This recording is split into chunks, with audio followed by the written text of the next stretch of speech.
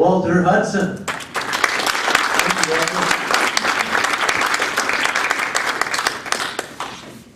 Thank you, Jim, and thank each of you for coming out here tonight. It's my great honor to address you this evening on this particular topic. It's a topic that's near and dear to my heart.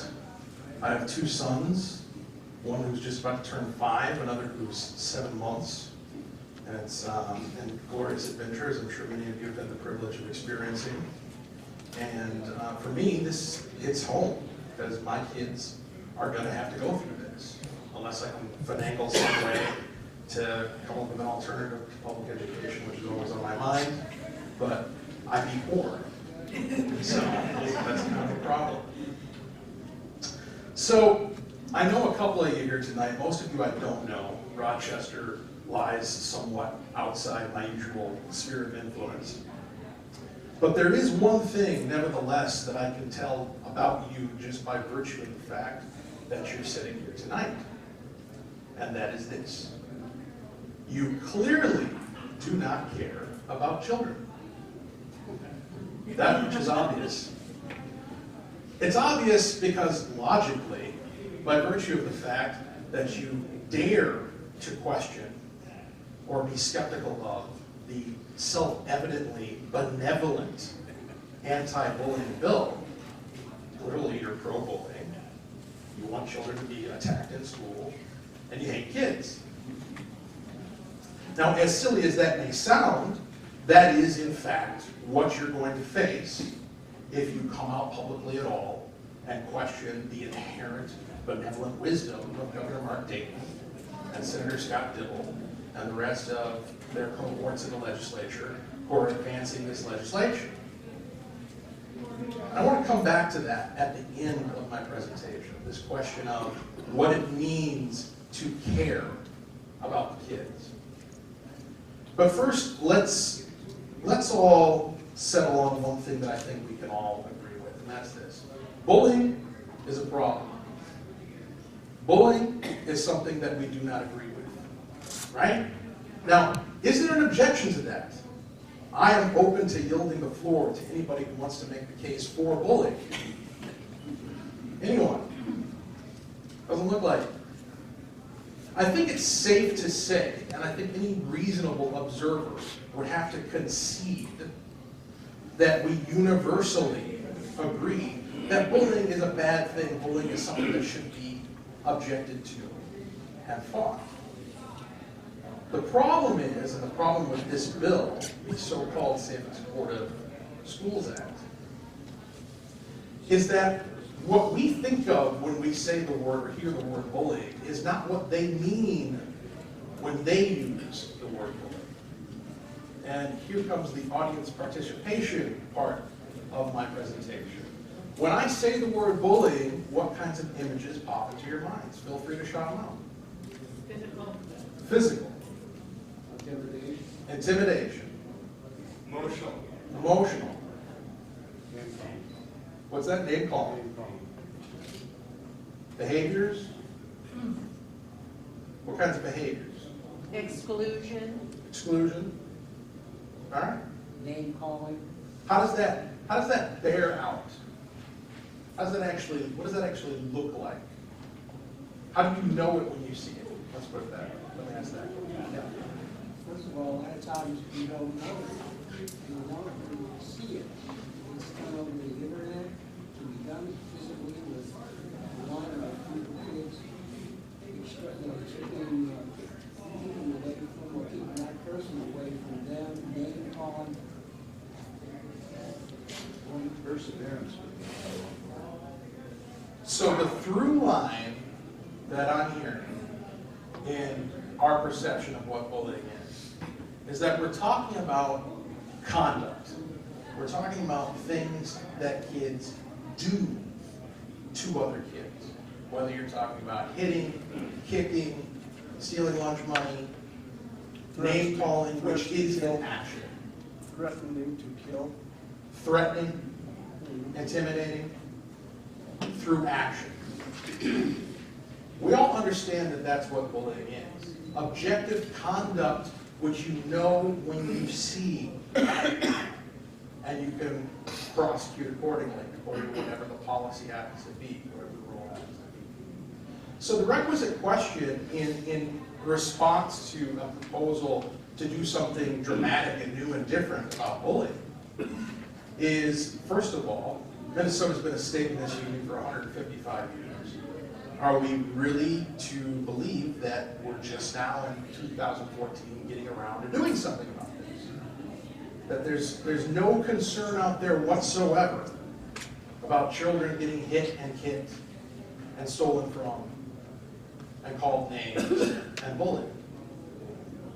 And if indeed our reasonable reply to that question is, well, of course, there's existing concern about that, and things have been done, and rules have been laid down, and a law has been passed at the state level. There is an existing anti-bullying statute. If we acknowledge that, the next requisite question is, what's changed? What's new? Why do we need a bigger law? Why do we need more law? The answer to that question is to deal with the scope of bullying, an expanded scope of bullying, heretofore unimagined. If you read the Task Force on Prevention of School Bullying report, this is a task force that was put together by executive order of Governor Markey for the purpose of coming up with the rationalizations and justifications that would lead to the introduction of this bill. They tell you flat out what their purpose is, what the object of this legislation is. Their goal is to promote values and attitudes. Well, that sounds benign, but think about it. What is a value? What is an attitude? Isn't it a thought? What you think about a given thing? And when we're talking about legislation, we're talking about government action. Well, how does government act? What is the nature of government action?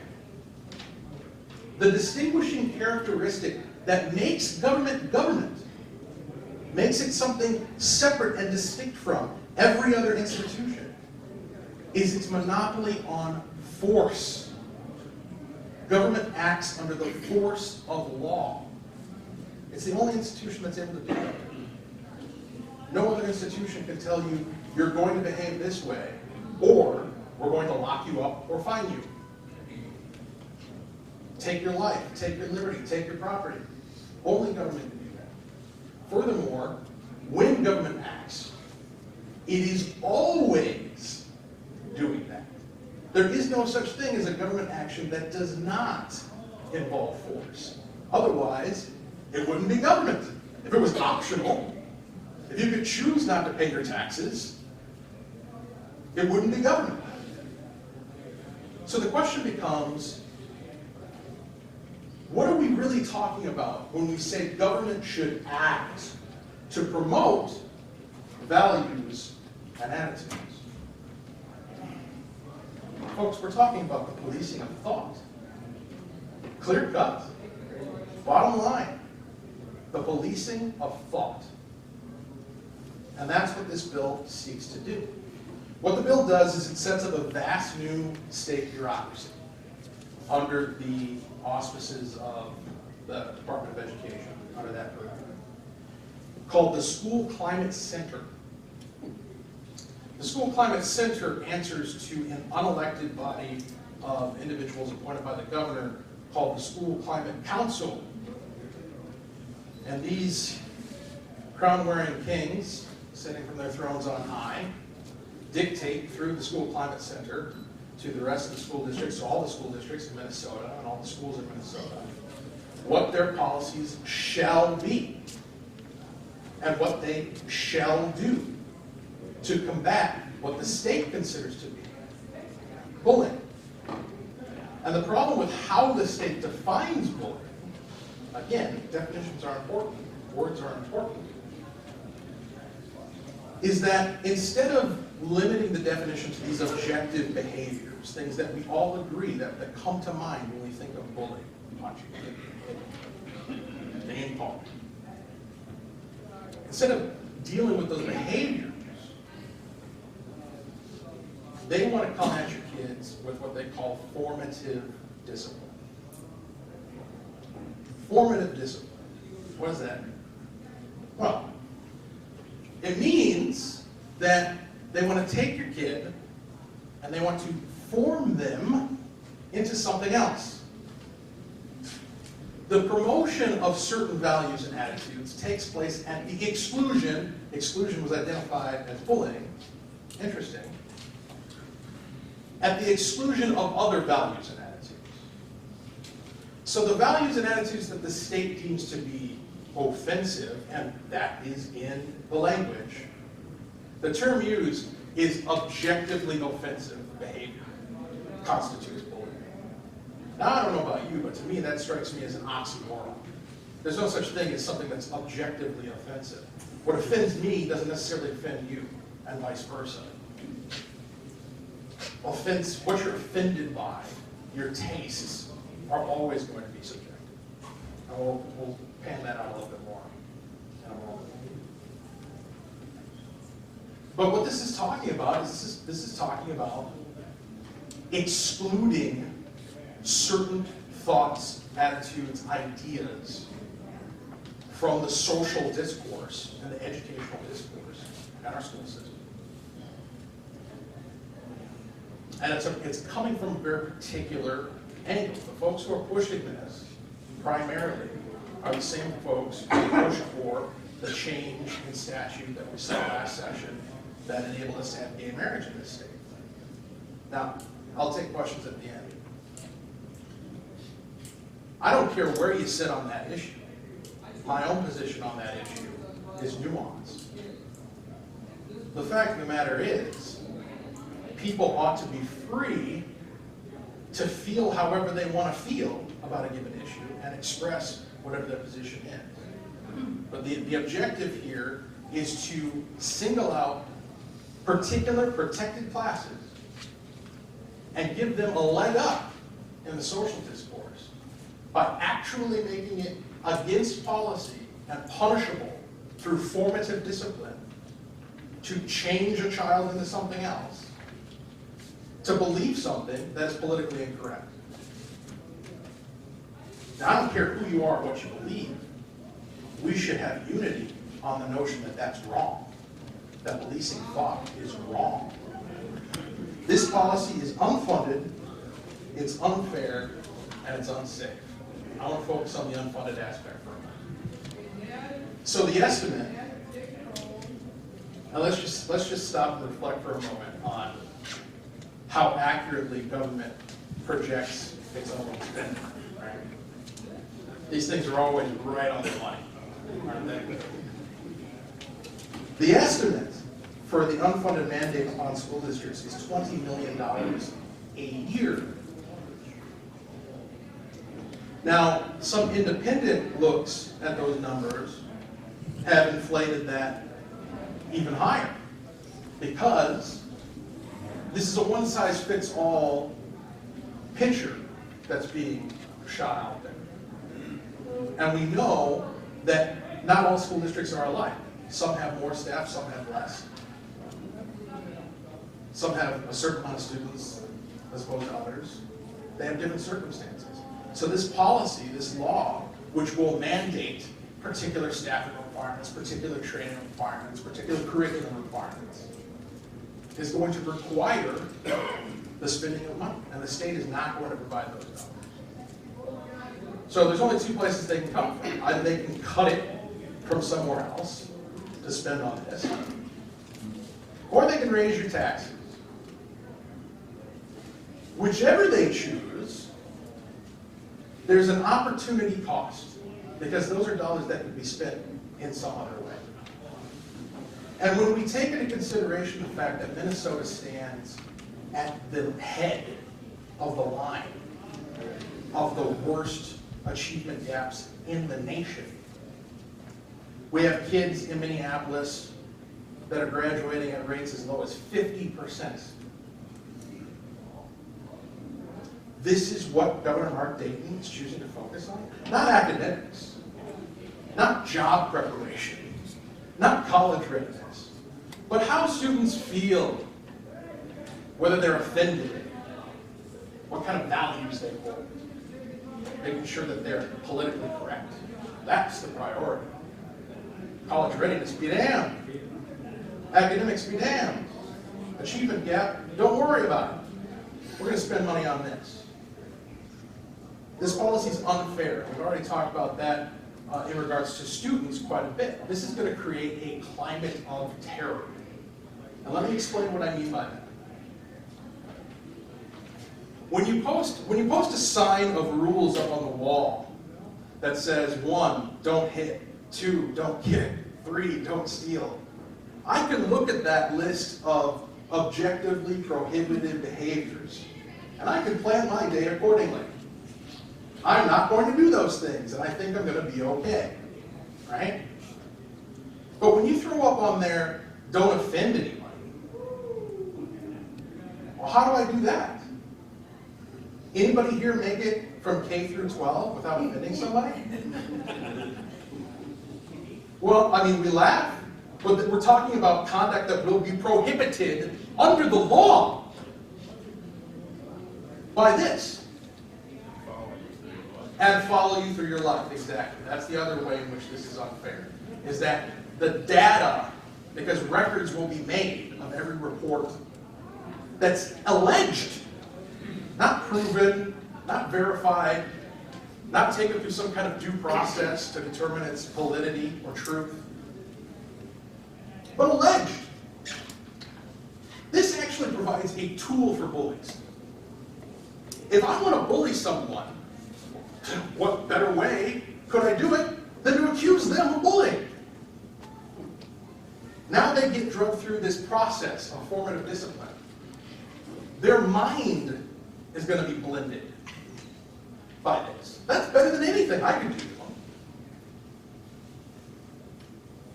We're providing bullies with a tool, and we're fostering bullies. We're turning the state into a bully that's going to tell kids that it's wrong that they are who they are. And it's wrong that they think what they think. It's wrong that they believe what they believe. And they need to change. It's unfair to parents who won't be notified of anything that's going on related to these policies. There's no requirement for parental notification. It's also unfair to parents in this regard. What is a parent other than the biological fact? What is a parent? A custodian of their child. What's that mean? It means my judgment is substituted for my child's. My 5-year-old, my 7-month-old. Surprise, surprise, not capable of making their own rational, self-interested decisions. So I have to do it for them. That's my job. Not only is it my job, it's my privilege and my responsibility, my duty and my right. I am exercising their right. They have rights as individuals. And I am the custodian of those rights. And the decisions I make for them are made on their behalf with the same power and authority and justification as if they were making it for themselves. And so, when my kid goes to school and expresses the values and attitudes which I have instilled in them, in the home, myself and their mother, our house of worship, the church. When they go home or go to school and express those values, and they are punished and put on a list for censure as a consequence, that's intruding upon my role as parent. That's unfair to parents. It's unfair to school districts. It's unfair to teachers. The assertion that this bill makes, okay? The assertion that this bill makes, just by its proposal, is that Minnesota is a land where people don't care about their kids, and to the extent they do, they're too incompetent to protect them. Local school districts teachers, parents, you can't possibly deal with the issue of bullying on the local level. You need the state to not only come in and tell you how to do it, but to appoint a whole new vast bureaucracy to dictate precisely how you do it.